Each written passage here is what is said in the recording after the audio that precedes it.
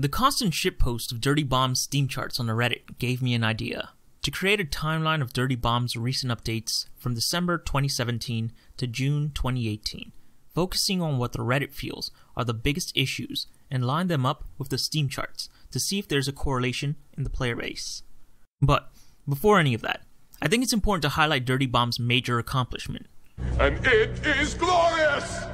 From the time Dirty Bomb was released 4 years ago until early 2018, Dirty Bomb had a population no lower than 2.6k on any given month, and often maintained a population within the 3k range.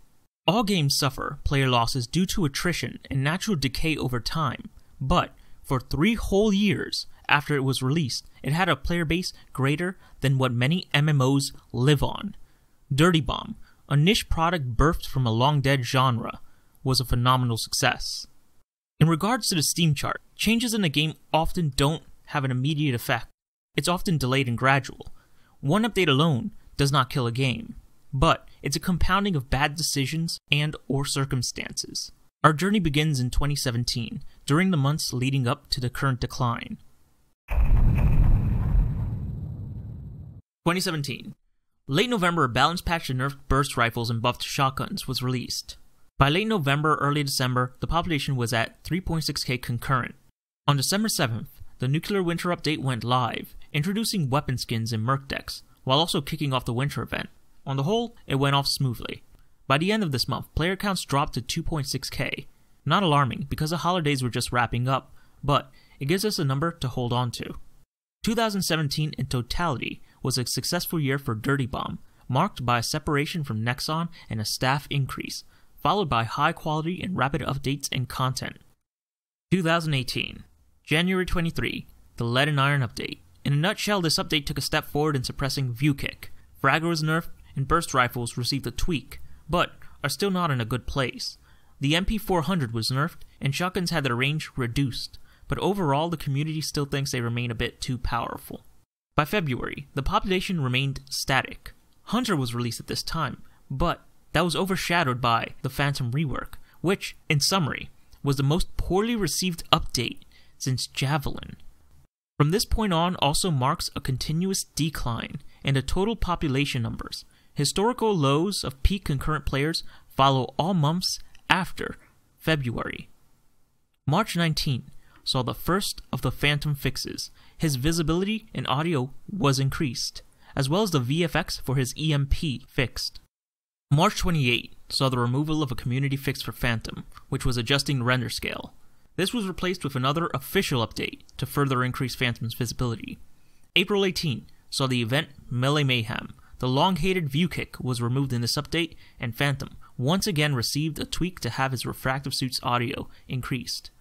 May 9 saw the removal of casual matchmaking and ranked. This made grouping no longer an option. Face It was mentioned as a fix for ranked, but many seem to be meh, or at least hesitant about it. This was not taken well by the community, and no doubt carries long-term repercussions. May 28, there was 1.5k concurrent players this month, the lowest in the game's history since going public.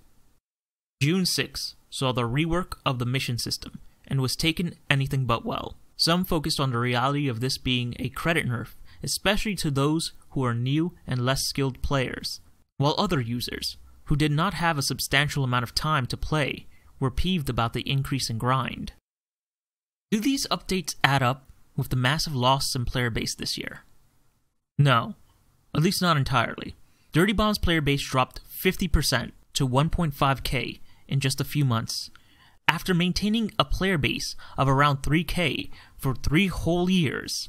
This cannot all be attributed to what the experienced players know or feel is wrong. There are critical issues other than the annoying balance changes. The Reddit community generally consists of established players who have most of what we want from a cosmetic and progression standpoint. So, let's take a step away from that briefly, and look at both the casual and the new players that make up the majority of any player base. These recent updates to Dirty Bomb, in conjunction with their new monetization push and less rewarding progression systems, place Dirty Bomb in a peculiar situation. Dirty Bomb, as of 2018, currently delivers the most unfriendly new player experience in its lifetime.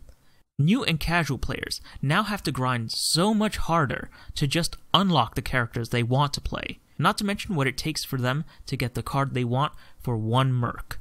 Compound that with the current balance changes making certain mercs suffer from viability, i.e. Kira and Artie with their semi-autos, and others being hard and or frustrating for new users to deal with, like Rhino and Phantom. All this, in conjunction with the removal of casual matchmaking and ranked, saw all players mixing together in the server browser. Wolves mixing in with sheep. Your ranked and your server browser players now feed on your casual CMM players. In the end, it's frustrating for all parties involved. The high-skilled players have to deal with inept teammates, and the new players can feel powerless to stop a high-skilled player. This change was done out of necessity, due to the shrinking player base, but it creates a self-perpetuating problem.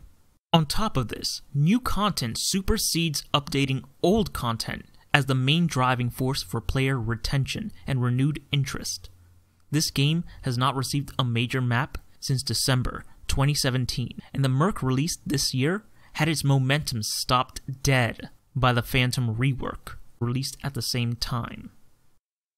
In summary, this year saw the degradation of the new player experience like no other year before it. What the most experienced players feel is wrong with the game is just the tip of the iceberg when it comes to those just joining us.